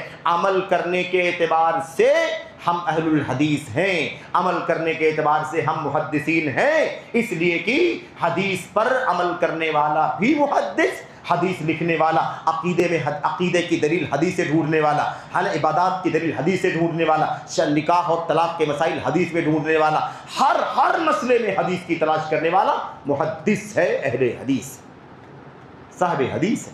اس لیے غلط فہمی پیدا نہ کریں. اسی بات کو واضح کیا جامع المسائل کے اندر علامہ ابن تیمیہ نے کہ جب ہم محدثین کہتے ہیں، ہم جب کہتے ہیں اہل الحدیث، فلا نعنی المختصرین علی سماعہ و روایتہ، جب ہم اہل الحدیث کہتے ہیں تو اس کا مطلب ہم یہ نہیں سمجھتے ہیں کہ صرف اس سے مراد وہی لوگ ہیں جو اس کے سننے پر اکتفا کرنے والے ہیں، جو اس کی روایت کرنے والے ہیں، الفاظ کو نبی کے جمع کرتے ہیں، سند کو جمع کرنے والے لوگ ہیں، اس کی حدیثوں پر، اس کے متن پر، راویوں پر کلام کرنے والے لوگ ہیں. ہم صرف انہی کو مراد نہیں لیتے ہیں، بلکہ اس سے مراد ہم کس کو لیتے ہیں؟ جو اس کی معرفت رکھنے والے، حدیثوں کا علم کا حاصل کرنے والے بھی محدث ہیں. اس کی اتباع کرنے والے، اس کی پیروی کرنے والے بھی کون ہیں؟ محدث ہیں، اہل الحدیث ہیں. بات سمجھ میں آ گئی کہ نہیں آ گئی؟ آپ ان سے کہیں کہ آپ بھی اگر شخصیت پرستی کو چھوڑ کر، سنت کو، رائے کو چھوڑ کر کے، قیاس کو چھوڑ کر کے اگر اللہ کے نبی کی سنتوں کو بنیاد بنائیں، ایمان و عقیدے سے لے کر کے ادنا مسائل میں اسی کو اپنا مرجع سمجھیں، اسی فہم کے مطابق جو فہم صحابہ کرام سے ہمیں ملتی ہے، تو آپ بھی اہل الحدیث میں شامل ہیں. اسی لیے ائمہ اربعہ جن کا نام سارے چاروں مسلک والے لیتے ہیں، ان چاروں اماموں کو کیا کہا جاتا ہے؟ چونکہ وہ سب کے سب حدیث کی دعوت دینے والے، سنت کی تعلیم دینے والے، رائے سے روکنے والے، اپنے فتوے سے منع کرنے والے، اپنے مسئلے سے روکنے والے، جب بھی ہماری کوئی بات کتاب و سنت کے خلاف ملے ہے نا، تو کتاب و سنت کو لے لو، میری بات کو چھوڑ دو. میرے موقف کے خلاف کوئی حدیث آ جائے تو دیوار پر مار دو میری رائے کو. اس لیے یہ سارے کے سارے ائمہ اربعہ کون ہیں میرے بھائیوں؟ محدثین ہیں، اور ان کی نسبت کا استعمال کرنے والے مقلد ہیں. ان کی نسبتوں کا استعمال کرنے والے مقلد. یاد رکھیں، اس لیے کہ یہ کس کی نسبت؟ اماموں کی نسبت. سنت کو چھوڑ دیتے ہیں، اماموں کو نہیں چھوڑتے، اس لیے ان کو مقلد کہا جاتا ہے. اگر یہ انہی اماموں کی بات کو مان لیں اور سنت کو مقدم کر دیں، جیسا کہ انہوں نے کیا کہا تھا؟ انہوں نے کہا تھا کہ میری بات کو چھوڑ دو، حدیث کو لے لو. اور کیا کہا تھا؟ امام شافعی کی بات یاد آتی ہے، اگر میری کوئی بھی بات حدیث رسول کے خلاف ہو جائے، سنت کے خلاف ہو جائے، فَأَنَا رَاجِعٌ عَنْهُ فِي حَيَاتِي وَبَعْدَ مَمَاتِي، تو میں جیتے جی بھی اس سے رجوع کرتا ہوں، اور مر جاؤں تو بھی سمجھ لینا کہ میں نے رجوع کر لیا ہے. اس لیے کہ میں سنت کے خلاف کچھ نہیں کرتا. سنت ہی میرا دین ہے، سنت ہی میرا عقیدہ ہے، سنت ہی میرے ساری شریعت کے مسائل اور علم کی ساری خدمات کی بنیاد ہے. میرے بھائیو، میرے بزرگوں، تو اہل حدیث کا عقیدہ سمجھیں. کیا کہا؟ بہت اچھی طرح سمجھ میں کیا کہہ دیا؟ ایک جماعت رہے. اس کے بارے میں کیا کہا؟ اگر یہ اہل حدیث نہیں ہے تو اس سے ہمیں نہیں معلوم کہ پھر کون ہے. تو اس کے اندر سبھی لوگ شامل ہیں، وہ محدثین کی جماعت بھی، اور قیامت تک آنے والا ایک امت کا فرد جو اللہ کے کلام اور نبی کی سنت کو صحابہ کرام کے موقف کے مطابق سمجھتا اور عمل کرتا ہے، وہ سب کے سب اہل حدیث کی فہرست میں شامل ہیں. اس لیے یہ گمراہی، یہ انحراف جو کچھ امت کے اندر بیان کیا جا رہا ہے، ورغلایا جا رہا ہے، یہ کیا ہے؟ اہل حدیثوں کو اپنی راہ سے، اپنے معاملے میں قدم نہ جمے، ان کے ہاں تزلزل آ جائے، ان کے ہاں اعتماد ختم ہو جائے، اور یہ شک شبے میں پڑ جائے، اس کی سازش کی جائے. اور اسی سازش کا حصہ وہ بھی تھا جب صحیح حدیث اور ضعیف حدیث کی تفریق کر کے امت میں ڈاکٹر ذاکر نائک نے عوام کو اہل حدیثوں کو گمراہ کرنے کی کوشش کی، اور اپنی لا علمی کی وجہ سے یہ مسئلہ، اپنی لا علمی، کم علمی کے نتیجے میں یہ مسئلہ پیش کیا. میرے بھائیو، حدیث رسول کس کا نام ہے؟ قول رسول کا نام ہے، فعل رسول کا نام ہے، تقریر رسول کا نام ہے، فتوی رسول کا نام ہے، قضائے رسول کا نام ہے. تو پھر ضعیف کہاں سے آ گئی بھائی؟ اگر ضعیف کو بھی حدیث مانتے اہل حدیث، تو کاٹ کے چھانٹ کے ضعیف کو کنارے کیوں کرتے محدثین؟ آج بھی نہ جانے سینکڑوں نہیں ہزاروں مسائل ہیں جن کی بنیاد ضعیف روایتوں پر ہے. الحمدللہ وہ روایت کرنے والے محدثین دنیا میں نہیں ہیں، لیکن اس علم پر، حدیث کا علم حاصل کرنے والے، اس کی معرفت حاصل کرنے والے، اس کی اتباع پیروی کرنے والے، اس کی تلاش اور جستجو کرنے والے اہل حدیث علماء آج اس کی کاٹ چھانٹ کر کے بتلا رہے ہیں کہ یہ روایتیں ضعیف ہیں، اس لیے ان ضعیف روایتوں سے اپنے آپ کو ہٹا لو، صحیح روایتوں کے مطابق اپنے دین کے مسائل پر عمل کرو. میرے بھائیوں، میرے بزرگوں، امام احمد بن حنبل کی بات چل رہی تھی. اہل حدیثیت کی سنت کی نسبت، سلفیت کی نسبت جب بیان کی جاتی ہے تو امام احمد بن حنبل کا نام لازماً آتا ہے۔ اب وہ بات تو بہت لمبی ہے، ان تفصیلات میں نہیں جا سکتی، خلاصہ صرف میں آپ کے سامنے ذکر کرنا چاہتا ہوں کہ یہ امام اہل سنت، امام اہل سنت، پیدائش کے وہی 164 میں، وفات کا وہی 241 میں، یہ تقریباً 76-77 سال کی عمر پانے والے امام احمد بن حنبل، جن کو امام اہل سنت والجماعت کہا جاتا ہے، اہل سنت اور جماعت کے امام۔ میں آپ سے پوچھنا چاہتا ہوں، کیا اور اتنے سارے ائمہ کرام ہیں، کیا وہ اہل سنت والجماعت کے امام نہیں ہیں؟ ہیں، وہ جو اہل سنت کے امام ہیں وہ یقیناً اہل سنت کے امام ہیں، لیکن جتنا ظاہر باہر نمایاں آیا انداز میں امام احمد بن حنبل کا نام لیا جاتا ہے، اتنا جلی انداز میں اور نام نہیں آتا۔ کیوں معلوم آپ کو؟ اس لیے کہ ایک عجیب و غریب ان کی زندگی کی روداد ہے، اور اس کا خلاصہ کیا ہے؟ 2 صدی ہجری مکمل ہو گئی، 3 صدی ہجری کے آغاز میں وہی 10 سال 15 سال 20 سال مشکل سے گزرا ہوگا، یعنی 220 25 سوا 200 سال سے لے کر کے یہ ایک مسئلہ انہی گمراہ فرقوں میں سے سب سے بنیادی گمراہی اعتزال کی راہ پر چلنے والا یہ فرقہ معتزلہ کا، اس نے وقت کی حکومت کو برگلایا، اور یہ وہ دور ہے جس کو عباسی دور کہا جاتا ہے، خلافت بنو عباسیہ جس کو کہا جاتا ہے، اور اس کے 4 خلیفہ، 3 خلیفہ کے دور میں مامون رشید، معتصم باللہ، واثق باللہ اور متوکل علی اللہ، یہ 4 خلیفہ گزرے ہیں ان چاروں کے دور میں، اور ایک آخری والے کو چھوڑ کر کے، تیسرے والے کے آخری دور کو چھوڑ کر کے یہ پورا جو دور گزرا ہے، چاہے وہ مامون کا دور ہو یا وہ معتصم کا دور ہو یا واثق کا آخری دور سے پہلے کا حصہ ہو، اس پورے 3 بادشاہوں کے دور میں یہ مسئلہ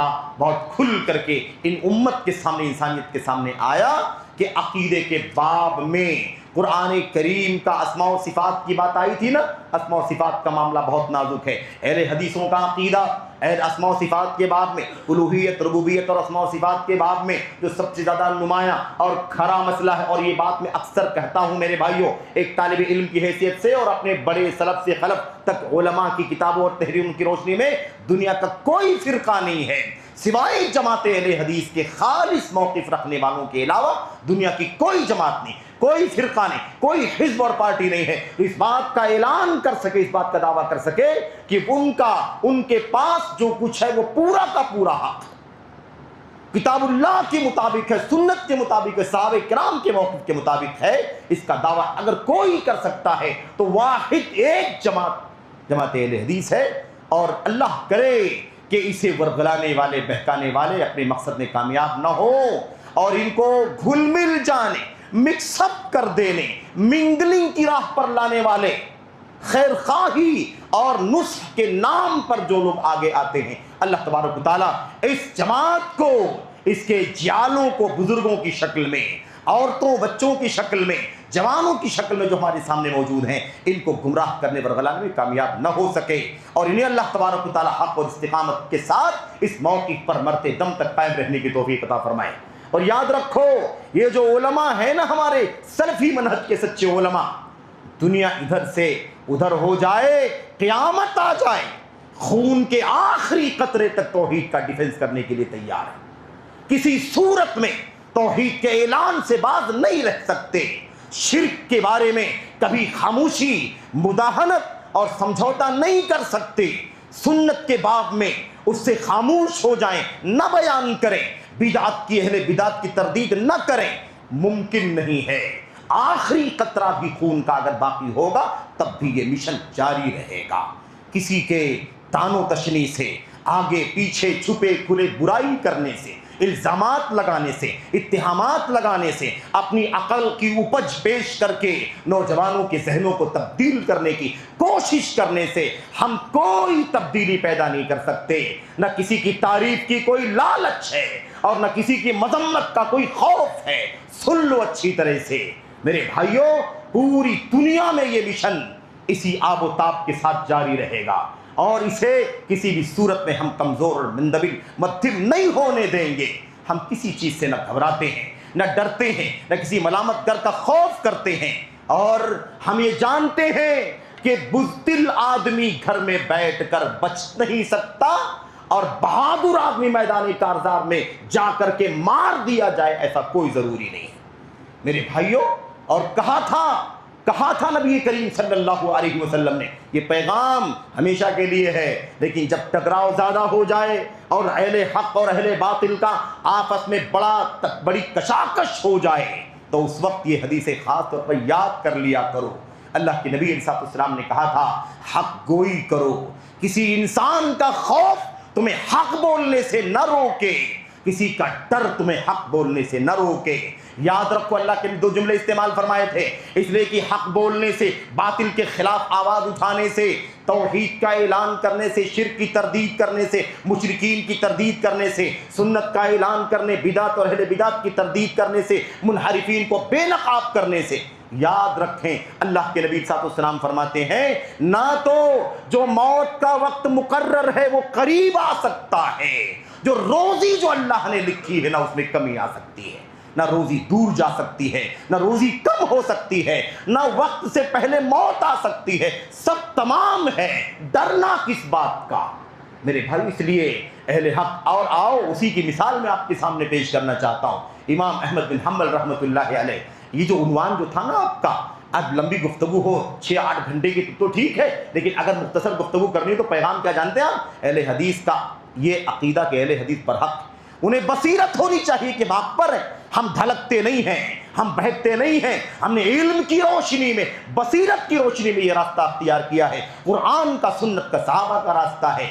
اس لیے ہم ابھی شک میں نہیں ہیں، شبہے میں نہیں ہیں کہ یہ آئے کوئی اپنی عقل کا گھوڑا دوڑائے اور ہمارا دماغ گھما دے، دوسرا آئے وہ ہمارا دماغ گھما دے۔ ہم اتنے کچے نہیں ہیں، ہم نے علم اور بصیرت کی روشنی میں اہل حدیثیت کا منہج قبول کیا ہے۔ ہم گول مول نہیں چاہتے، ہم گھل مل کر کے نہیں چاہتے، چاہے حق اور باطل مکس ہو جائے، ہم اس کو اہل حدیثیت کے خلاف سمجھتے ہیں۔ رواداری اتنی جتنی رواداری اللہ کے دین کے اندر ہے، نبی نے کی ہے، صحابہ نے کیا ہے، اسلاف امت نے ان کی راہ پر چلنے والوں نے کیا ہے، اتنی رواداری بالکل اللہ کے دین کا حصہ ہے، اور وہ بھی سلفیت ہے، وہ بھی اہل حدیثیت ہے۔ لیکن آپ سمجھے کوئی کہے کہ یہ کرنا، ایسا کرنا، یہ وقت نہیں، وہ وقت نہیں، میرے بھائیوں لوگ ذاتی مسائل کو بہت زیادہ ایموشنل بنا دیتے ہیں۔ میری اپنی ذات کی قیمت اتنی ہے، فلاں کی ذات کی قیمت اتنی ہے، اس کے خلاف ایسا کیوں ہوا، میرے خلاف ایسا کیوں ہوا۔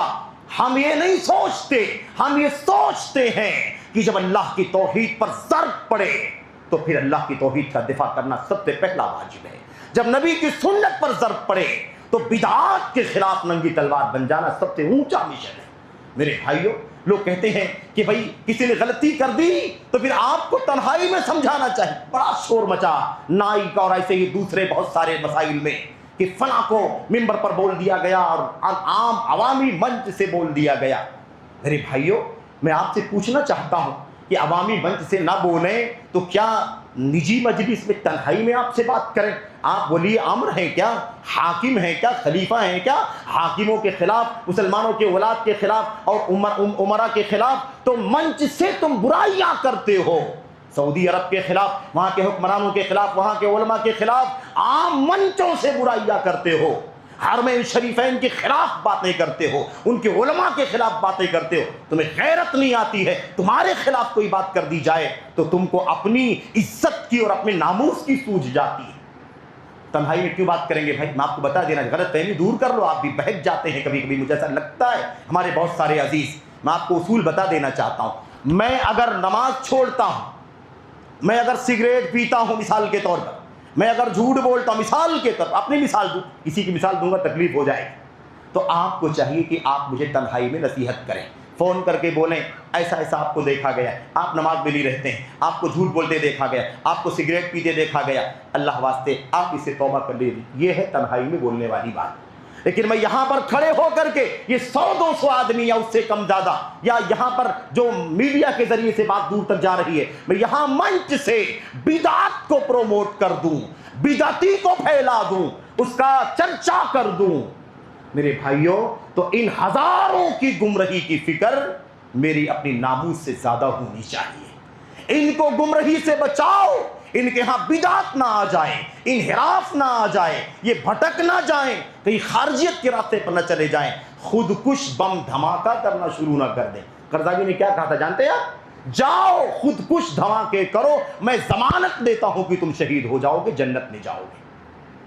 یہی میرے بھائیو، یہی سیریا کے مسائل میں، جزائر کے مسائل میں، وہ سب بات لمبی ہے، لیکن بتا تو خلاصہ کلام کیا ہے میرے بھائیو؟ جب غلطی نجی انداز کی ہو نا تو نجی نصیحت کی جاتی ہے، شریعت کا ضابطہ ہے۔ امت پہ گمراہی پھیلے گی تو امت کو گمراہی سے بچانا یہ زیادہ ضروری ہے، اور پھر اس کے بعد یہ باتیں کہنا کہ بھائی ہاں فلاں نے چوری کر لی اور چور کو چور کہہ دیا تو مجھے چور کیوں کہا، اب میں چوری کرنے سے باز نہیں آؤں گا، اگر مجھے چور نہیں کہا ہوتا منچ سے تو میں باز آ گیا ہوتا۔ یہ کیا طریقہ ہے میرے بھائی؟ کس کو گمراہ کر رہے، کس کو بہکانا چاہتے ہو؟ میں عرض کرنا چاہتا ہوں اس طرح کی باتوں کو خاطر میں نہیں لاتے۔ جاؤ تنہائی میں ہم گناہ کریں اور نجی مسئلہ ہو تو آپ بالکل تنہائی میں فون کریں، نصیحت کریں، بالکل نصیحت کریں، لیکن اگر اس منچ سے میں نے اگر کوئی سنت کے خلاف بات کی ہے اور بدعت کو اور شرک کو ہم نے اگر بڑھاوا دیا ہے تو آپ اسی منچ سے، اس سے بڑے منچ سے کھڑے ہو کر کے پہلے عوام کو بچاؤ کہ میری بات سے گمراہ نہ ہو جائے۔ یہ ہے سلفیت کا مشن۔ جذباتی مسئلہ بنا کر کے کوئی میں واہ واہی لے کر کے کامیاب نہیں ہو سکتا، اس لیے یہ سب خاطر میں نہیں لاتے ہم۔ بہرحال امام احمد بن حنبل کی بات کرنا وقت زیادہ ہو گیا، میں خلاصہ صرف بتانا چاہتا ہوں۔ 4 خلفاء کے دور میں مسئلہ کیا تھا؟ قرآن کریم کو اللہ کی صفت کلام ہے، کلام، اللہ بات کرتا ہے، کلام کرتا، کیسے کرتا؟ ہماری طرح، اس کی طرح، اس کی طرح نہیں، جیسے اللہ کی شان ہے۔ اللہ تعالیٰ کی صفت کلام کی ذاتی بھی ہے، فعلی بھی ہے۔ اللہ تعالیٰ جب جیسے چاہتا ہے اپنی مرضی، اپنی چاہت کے مطابق، ارادے کے مطابق کلام کرتا ہے، اور وہ کلام اللہ کی شان کے مطابق ہے، کسی بھی کے کلام کے مشابہ نہیں ہے۔ لیکن اللہ کا کلام قرآن کریم، اب یہ معتزلہ کا فرقہ، فتنہ، درباری، بدعتی، معتزلی، مولویوں، مفتیوں کی وجہ سے پورے طور پر خلافت بنو عباسیہ کے یہ 3-4 خلفاء پورے طور پر اسی اعتزال کی زد میں آ گئے۔ معتزلہ کے عقیدے کو ان لوگوں نے کیا کر لیا؟ ہضم کر لیا، اسی کو کی تائید کرنے لگے، اس کے خلاف جو علماء تھے ان سب کو ستانا اور ان کو ٹارچر کرنا شروع کر دیا، ان کے جیل کے سلاخوں کے پیچھے ڈالنا شروع کر دیا، اور جو اس کی تائید کرنے والے تھے ان کو بڑے بڑے عہدوں پر، مناصب پر فائز کرنا شروع کر دیا، اور ان کو بہت سارے داد و دہش اور چیزوں سے نوازنا شروع کر دی۔ یہ صورتحال پیدا ہو گئی۔ اس زد میں ہزاروں، سینکڑوں، بلکہ ہزاروں علماء آئے، جیل کی سلاخوں کے پیچھے ڈال دیے گئے، کسی کو قید میں ڈالا گیا، موت ہو گئی، کسی کو کوڑے مارے گئے، اس کو موت ہو گئی، کسی کا کچھ معاملہ ہو، کسی کا کچھ معاملہ ہوا، لیکن 3-4 لوگ ڈٹ گئے، بڑے بڑے ائمہ اور علماء، میرے بھائیو، محمد بن نوح رحمۃ اللہ علیہ اور حضرت امام احمد بن حنبل اور ایسی اور بھی نام ہیں۔ میں خلاصے کی بات کرنا چاہتا ہوں کہ یہ مسئلہ جب آیا قرآن کریم کو مخلوق کہنے کا، میرے بھائیو آج کے حالات میں لوگ کیا کہتے ہیں؟ فتنوں کا دور ہے، اور یہ ہے اور وہ ہے، مشرق مغرب، شمال جنوب، عرب عجم، اور عالم اسلام ایسا ہو رہا ہے، ویسا ہو رہا ہے۔ اس لیے ہمیں خاموشی اختیار کرنی چاہیے، چپ رہنا چاہیے، اور آج کل کے ماحول میں اگر آپ تناظر میں بات کریں تو سب کو شیعوں کے شانہ بشانہ حمایت میں کھڑے ہو جانا چاہیے۔ آج کل یہی تو چل رہا ہے کہ نہیں چل رہا؟ عجیب بات ہے، کیسی اہل حدیثیت، کون سا اہل حدیث، کیا سبق ہم نے سیکھا ہے؟ جو قرآن کو صحیح نہ مانے، جو اللہ پر عقیدہ صحیح نہ رکھے، جو نبی کو نبی نہ مانے، جو اللہ کے نبی کے صحابہ کو گالیاں دے، مرتد اور کافر کہے، ہم اس کے ساتھ کھڑے ہونے کی بات کہتے ہیں؟ کیسی اہل حدیثیت ہے میرے؟ کون ہے جو اس کو پروموٹ کر رہا؟ کون ہے؟ سمجھو اچھی طرح سے یہ فکر کس کی طرف سے آتی ہے؟ جن کے یہاں رافضیت دوستی بہت زیادہ ہے، شیعیت دوستی بہت زیادہ، جانتے ہیں آپ؟ ان جماعت اسلامی والوں کا اور ان کے فکر سے متاثر لوگوں کا یہ کام ہے۔ میں آپ سے عرض کر رہا تھا، امام احمد بن حنبل نے ڈٹ کر کے کہا، بھائی ٹھیک ہے، آپ کہتے ہیں قرآن اللہ کی مخلوق ہے اور اللہ کا کلام نہیں ہے، تو ہم اس بات کو ایسے نہیں مانتے، ہم اہل حدیث ہیں۔ ہم کون ہیں؟ اہل حدیث ہیں۔ لاؤ اللہ کا کلام، لاؤ نبی کا فرمان، اور لاؤ ابو بکر نے کیا سمجھا، عمر نے کیا سمجھا، عثمان نے کیا سمجھا، اور علی بن ابی طالب نے کیا سمجھا۔ یہ بات میں کہاں سے کہہ رہا ہوں جانتے ہیں؟ ایک لمبا واقعہ ہے، لمبی داستان ہے، اس کا خلاصہ ہے، اللہ کے کلام کی آیت کریمہ ہے، نبی کی سنت ہے۔ کیا ایسے ہی خلفائے راشدین نے سمجھا؟ عمر احمد بن حنبل رحمۃ اللہ علیہ نے اس مسئلے کو ثابت کرنے کے لیے خلفائے راشدین کا نام کیوں لے لیا؟ بھائی قرآن کافی نہیں ہے کیا؟ سنت کافی نہیں ہے کیا؟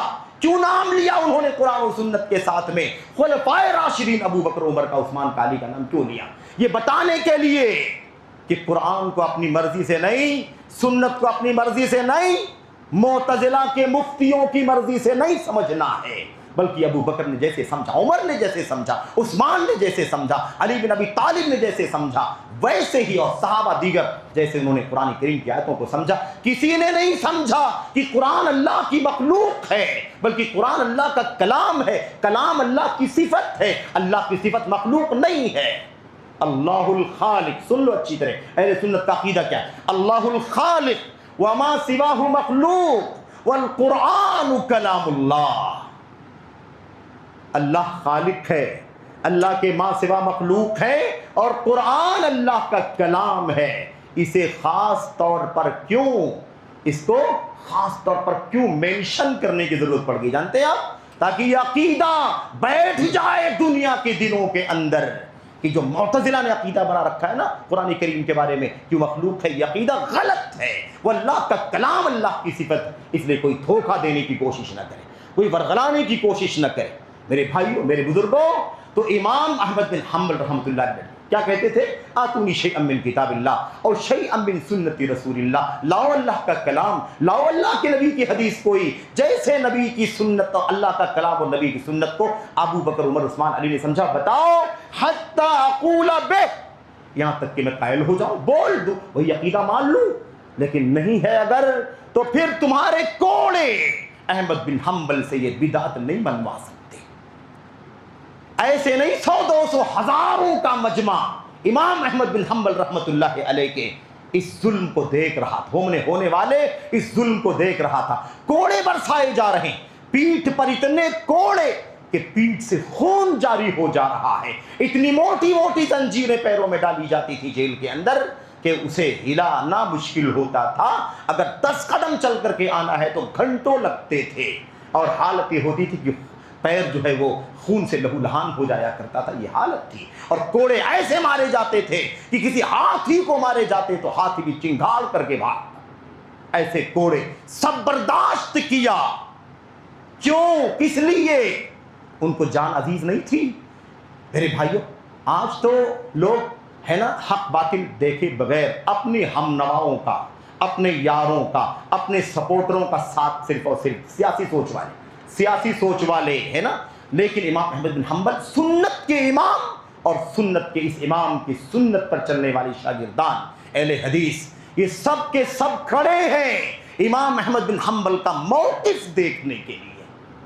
احمد بن حنبل، وقت کی حکومت کا ظلم ہو رہا ہے، حق بات کو چھوڑ دیں گے یا قابل اس کے اوپر قائم رہیں گے؟ اس کوڑوں سے پیچھے ہٹ جائیں گے، جیل کی سلاخوں میں ڈالنے کی وجہ سے پیچھے ہٹ جائیں گے، مارے جانے، ستائے جانے سے کیا سنت کو چھوڑ دیں گے؟ کیا کریں گے؟ امام احمد بن حنبل نے میرے بھائیوں پوری جرأت کے ساتھ اہل حدیث کا عقیدہ اور امام احمد بن حنبل، اس کا نچوڑ میں بس ختم کر رہا ہوں، 2-4 منٹ آپ صبر کریں۔ کیا کہا امام احمد بن حنبل نے؟ بڑی صراحت کے ساتھ، لاؤ اللہ کی کتاب، لاؤ نبی کی سنت، دلیل مانگو۔ کیا کرو میرے بھائیوں؟ دلیل مانگو۔ ہم لوگ بھیڑ دیکھتے ہیں ڈاؤن ہو جاتے ہیں، ارے اتنے سارے مولوی تو ایک ہی طرف فتوا دے رہے ہیں، ابھی 4 مولویوں کو اپنے کیا سننا؟ یہی اہل حدیثیت، اہل حدیث کا عقیدہ اور امام احمد بن حنبل۔ ڈٹے رہو اہل حدیث ہو، اگر سچ مچ اہل حدیثیت ہے تمہارے اندر تو تمہیں چاہیے کہ تم امام احمد بن حنبل کی طرح ڈٹے رہو۔ حق پر قائم رہنے سے نہ موت جلدی آ سکتی ہے، نہ روزی کم ہو سکتی ہے، ڈیلے ہو سکتی ہے۔ جو ہو چکا ہے، جو ہے وہ طے ہے، اٹل ہے۔ لن يعجل اللہ شیئا قبل حلہ ولا یؤخرہ عن حلہ۔ ہر چیز کو وقت پر ہی آنا ہے، کچھ نہ بدلے گا نہ کم زیادہ ہوگا۔ امام احمد بن حنبل نے سب کچھ کے باوجود آخر میں یہی ظلم ہوتا رہا مامون کے دور میں، اور لمبی تاریخ ہے میرے بھائیو۔ آپ سوچتے ہوں کہ یہ عقل پرستی آئی کہاں سے آئی؟ نہ صحابہ، نہ تابعین، نہ تبع تابعین، آئی کہاں سے؟ تو اس کی لمبی تاریخ ہے، اس کا موقع نہیں ہے۔ اس کے اشارہ صرف ایک جملے میں کر دوں کہ خلافت بنو امیہ کے لاسٹ میں، آخری دور میں، اور مامون سے پہلے ہارون کے دور میں سب سے زیادہ جب فتوحات ہوئی نا، اسلامی فتوحات، بہت سارے ممالک فتح ہوئے، تو عرب تو نہیں تھے، سپنا غیر عرب تھے، بہت سارے فارسی ہیں اور دیگر ہے نا زبانوں کے لوگ ہیں، یونان ہے، فلاں ہے۔ تو جب یہ ممالک فتح ہو گئے تو یہ چاہت کہ بھائی وہ عرب نہیں ہے تو اب ان کی تہذیب کیا ہے، ان کا کلچر کیا ہے، ان کی تعلیم کیا ہے، ان کی تاریخ کیا ہے، ان کے باپ دادے پرکھے کیا کرتے تھے، یہ ہمیں معلوم ہی نہیں پڑے گا۔ تو ہمیں معلوم ہونا چاہیے کہ وہ جو نئے ممالک فتح ہوئے ہیں ان کا کیا ایمان و عقیدہ عمل ہے، ان کی کتابیں، ان کے لٹریچر، ان کی تحریریں، ان کے اشخاص افراد کون ہیں، کیا ہے۔ اس چکر میں ان غیر عربی کتابوں کا عربی میں ترجمہ کیا گیا۔ وہ فلسفے، عقل پرستی، طب اور اس کے علاوہ کیمیا، فزیاء، ان سب کتابوں کے ترجمے کیے گئے، اور وہاں سے ساری گمراہی کتاب و سنت کے دلائل نقل سے ہٹ کر کے، اللہ کی طرف سے اترنے والی شریعت سے ہٹ کر کے عقل پر اعتماد بڑھنا شروع ہو گیا۔ یہ آپ کو بہت لمبی تاریخ کی طرف اشارہ کر رہا ہوں میں، جو آپ تفصیل سے پڑھیں گے تو آپ کو پتہ چلے گا۔ اور ایک بات یاد آتی ہے، ذکر کر دوں کہ جب خلافت بنو امیہ کے لاسٹ میں، یعنی جب یہ معاملہ آیا تھا، میں آپ کو بتاؤں پہلی بار جب کسی طب کی کتاب، وہ مطلب علاج کی کیا کہتے ہیں، ڈاکٹری کی کتاب تھی، وہ غیر عربی میں تھی، اس کے ترجمہ کرنے کی جب بات آئی لوگوں نے کافی ریکمینڈ کیا۔ اور خلافت کس کی تھی، دور کس کا تھا، حضرت امیر المومنین عمر بن عبدالعزیز رحمۃ اللہ علیہ کا دور۔ آپ جانتے ہیں کہ وہ کون ہیں، کیسے ہیں، ان کو خامس الخلفاء الراشدین کہا جاتا ہے، پانچویں خلیفہ کے طور پر ان کا مقام بڑا عظیم۔ تو اس تاریخ سیرت میں لکھا ہوا کہ جب وہ مسئلہ ان کے سامنے آیا کہ ترجمہ ہونا چاہیے، گھبرا گئے، کانپ اٹھے، کیسے ترجمہ کیا جائے گا، ایک غیر اسلامی تہذیب کا ترجمہ اسلام کی عربی زبان میں کیسے کیا جائے گا۔ انحراف آئے گا، گمراہی آئے گی، ان کی تہذیب آئے گی، ان کی تعلیم آئے گی، ان کا عمل، ان کا عقیدہ مسلمانوں میں گھسے گا۔ نہیں ترجمہ کرنا ہے، ہمیں طب نہیں چاہیے، جو عرب کے اندر، اسلام کے اندر جو علاج معالجہ ہے اسی کا استعمال کریں گے، ہمیں نہیں چاہیے۔ لیکن لوگوں نے اصرار کیا اور فائدے بتائے، اور اس کے اندر تجربہ زیادہ ہے، اور جو اس کے اندر جو کچھ پہلو تھے ان سب کا ذکر کیا۔ سیرت میں لکھا ہوا ہے، جا کے دیکھنا میرے بھائیوں، عمر بن عبدالعزیز رحمۃ اللہ علیہ 40 دن تک استخارہ کرتے رہے، رات میں اٹھ کے اللہ سے دعا کرتے رہے، اے اللہ یہ قدم اٹھانے جا رہا ہوں، پہلی بار کسی غیر اسلامی کتاب کا ترجمہ عربی میں ہونے جا رہا ہے، اے اللہ تو اس میں شر ہے تو اس شر سے بچانا، اور خیر ہے تو خیر عطا فرما دینا۔ پہلی بار آپ سمجھتے ہیں نا، اتنی فکر مندی تھی، لیکن یہ چیز یہاں تھی اتنی نازک۔ لیکن جب خلافت بنو عباسیہ کا دور ہوا، مامون سے پہلے ہارون کا جب دور تھا نا، یہ دور سب سے زیادہ اس معاملے میں خطرناک گزرا ہے۔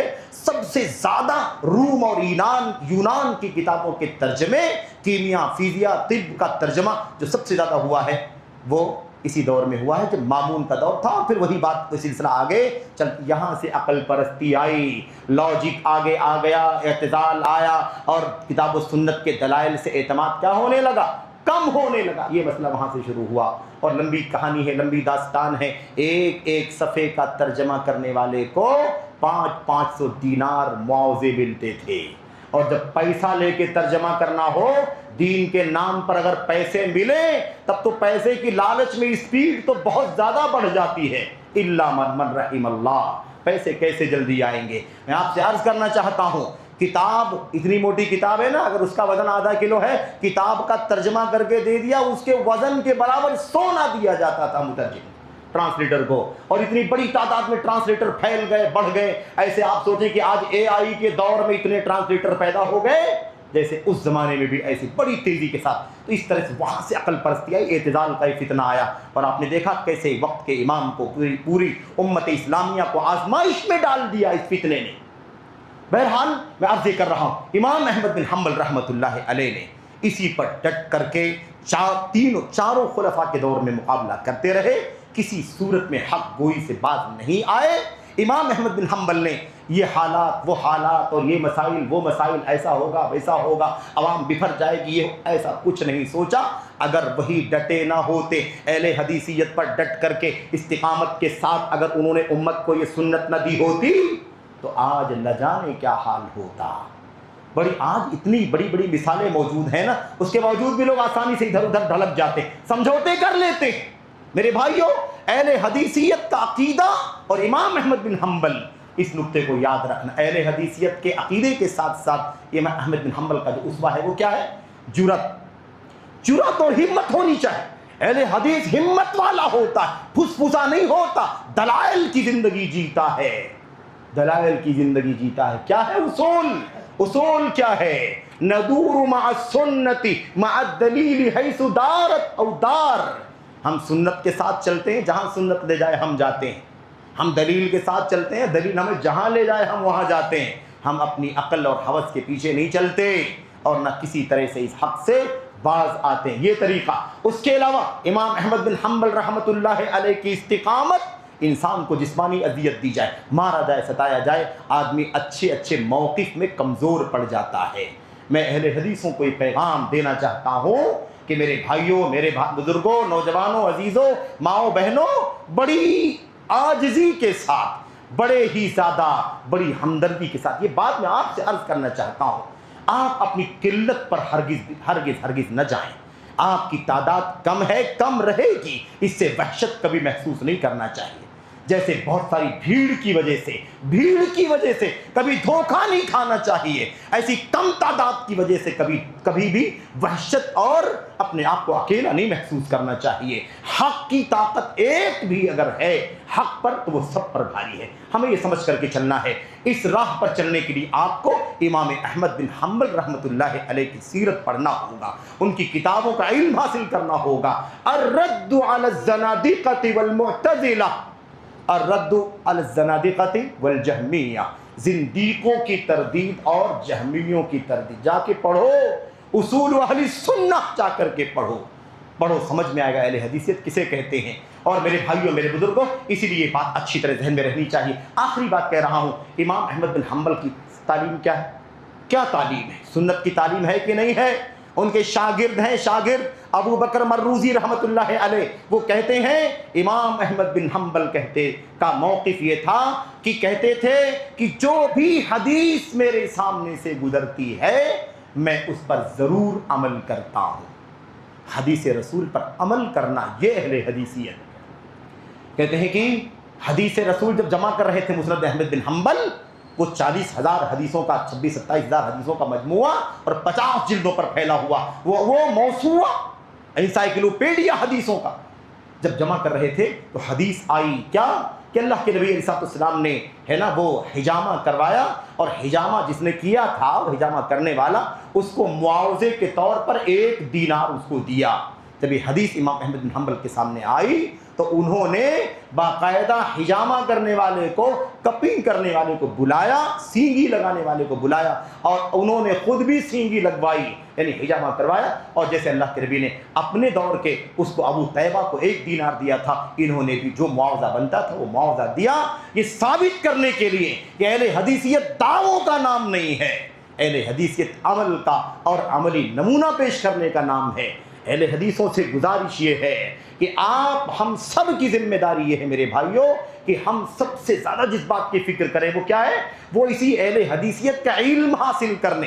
ہمارے بڑے ہوں، ہمارے چھوٹے ہوں، ہمارے عزیز ہوں، جوان ہوں، بھائی ہوں، بہنوں، سب کی ذمہ داری ہے کہ ہم اتنے سارے فتنوں کا مقابلہ کرنا چاہتے ہیں اور حق اور استقامت کی زندگی گزارنا چاہتے ہیں تو ہم اہل حدیثیت کا عقیدہ باقاعدہ کتابوں میں پڑھیں. ایسے ہی ناموں سے کوئی اہل حدیث نہیں ہوتا، نسبتوں سے اہل حدیث نہیں ہوتا. اہل حدیثیت کا نام، سلفیت کا نام، گھروں میں جماعت تبلیغ کی کتابیں چل رہی ہیں، جماعت اسلامی کی کتابیں چل رہی ہیں، اور ایسے ہی منحرفین کے افکار، نظریات پڑھے جا رہے ہیں، سنے جا رہے ہیں، پھیلائے جا رہے ہیں. نام اہل حدیثوں کا ہے تو کیا ہوا؟ میرے بھائیوں، بہت سارے ایسے لوگ ہیں جو اپنے آپ کو اہل حدیث کہتے ہیں، لیکن ان کے یہاں اہل حدیثیت میں بہت ساری کمزوریاں آ چکی ہیں موجودیت کی وجہ سے، اور ایسے ہی عقلانیت اور انکار سنت اور توہین صحابہ کے راستے سے. اس لیے سب سے بڑا کام ہے علم سے وابستگی ہونی چاہیے. علم پورا مقابلہ کیا، اور جیسے ہی انہیں آخری خلیفہ متوکل علی اللہ نے امام احمد بن حنبل کو جب مناظرہ ہوا، اور مناظرے کی لمبی داستان ہے، اس کو مناظرۃ الحیدہ کہتے ہیں. مناظرۃ الحیدہ، محمد بن نوح الادرمی رحمۃ اللہ علیہ نے مناظرہ کیا، جو اس دربار کا بدعتی مفتی تھا، بدعتی مناظر تھا، جس کو احمد بن ابو دواد کہتے تھے، معتزلہ کا امام. اس نے مناظرہ، اس کے سامنے مناظرہ ہوا، اور مناظرے میں امام ادرمی رحمۃ اللہ علیہ نے اسے چت کر دیا، لاجواب کر دیا. خلیفہ اٹھا مجلس سے اور جا کر کے اپنے مہمان اپنے آرام خانے میں جا کر کے آرام کرنے لگا، اور امام کی بات کو، سنت کے امام کے ایک ایک جملے کو، ایک ایک لفظ کو دہرا کر کے سوچتا رہا۔ عجیب بات ہے، یہ کیسا مفتی ہے، کیسا مناظر ہے، اس کے پاس کوئی دلیل نہیں ہے۔ فوراً حکم جاری کیا امام احمد بن حنبل کو 4000 درہم دے دیے جائیں اور ان کی بیڑیاں کھول دی جائیں، انہیں جیل سے رہا کر دیا جائے، اور اس احمد بن ابو دعاد کو فوری طور پر بے دخل کر دیا جائے اور اسے اپنی ذمہ داریوں سے سبکدوش کر دیا جائے۔ اس طرح سے حق سر بلند ہوتا ہے۔ اگر مخمصہ ہے، آزمائشیں ہیں، مشکلات کا سامنا ہے، تو بھی گھبرانے کی ضرورت نہیں ہے۔ حق پر اگر ہم واقعی ہیں تو ایک دن بادل ضرور چھٹیں گے اور حق روشن ہو جائے گا، یہ باطل پست ہو جائے گا اور حق آیا اور نمایاں ہو جائے گا۔ کامیابی کس کے لیے ہے؟ انجام کس کے لیے؟ حق کے لیے ہے۔ میرے بھائیوں، باتیں بہت ساری ہیں اور بہت سارے اس کے گوشے ہیں، نہیں اس کا موقع ہے۔ ایک جملہ دو جملہ اور کہنا چاہتا ہوں کہ اہل حدیث پر چلتا ہے۔ اگر کوئی آپ کو ورگلانے کے لیے ہے نا کچھ نسبتوں کا حوالہ دے تو آپ اس سے مت پریشان ہو۔ میرے بھائیوں، آج یہ بھی تانا دیا جاتا ہے، اہل حدیثوں کا مشن، خالص سلفیت کا مشن، زبان سے، قلم سے، تحریروں سے، تقریروں سے، میڈیا کے راستے سے الحمدللہ خالص مشن چل رہا ہے، اور اہل حدیثوں کے ہمارے غیور بڑے علماء اپنی ساری قربانیاں اس مشن کو عام کرنے کے لیے پھیلا رہے ہیں۔ لیکن آج بھی اس قسم کے لوگ تانے دیتے ہیں کہ یہ حنبلی مسلک کا ہے، یہ شافعی مسلک کا ہے، یہ مالکی مسلک کا ہے، اور یہ کون ہے؟ یہ حنفی مسلک کا ہے۔ اگر ان کی کتابوں کو پڑھایا جائے تو پھر کہتے ہیں کہ حنبلیت پھیلائی جا رہی ہے، ان کے درس کو سنا جائے تو کہتے ہیں حنبلیت پھیلائی جا رہی ہے، مالکیت پھیلائی جا رہی، شافعیت پھیلائی جا رہی، حنفیت پھیلائی جا رہی۔ میں پوچھنا چاہتا ہوں، عقیدہ طحاویہ کس کی کتاب ہے؟ شرح العقیدۃ الطحاویہ کس کی شرح؟ عقیدہ طحاویہ، امام طحاوی حنفی ہے مسلک کے اعتبار سے، اس کی شرح لکھنے والے ابن ابو العز حنفی شام دمشقی رحمت اللہ علیہ حنفی مسلک کے ہیں، لیکن عقیدے کے باب میں اونچی کتابوں میں اس کا نام ہے کہ نہیں ہے؟ سارے سلفی اداروں میں کتاب پڑھائی جاتی ہے۔ کیا کوئی کہے گا کہ تم کتاب عقیدے کی پڑھتے ہو لیکن اس کا مصنف حنفی مسلک سے اس کا نام جڑا ہوا ہے، اس لیے تم سب حنفیت پھیلا رہے ہو؟ تم لوگ حنفیت پھیلا رہے ہو، طحاوی کی کتاب پڑھ کے حنفیت پھیلا رہے ہو، اور ابن ابو العز کی شرح پڑھ کر کے حنفیت پھیلا رہے ہو۔ کوئی کہے گا امام بخاری کی کتاب صحیح بخاری پڑھ کر کے تم شافعیت پھیلا رہے ہو، ابن کثیر پڑھ کر کے تم شافعیت پھیلا رہے ہو؟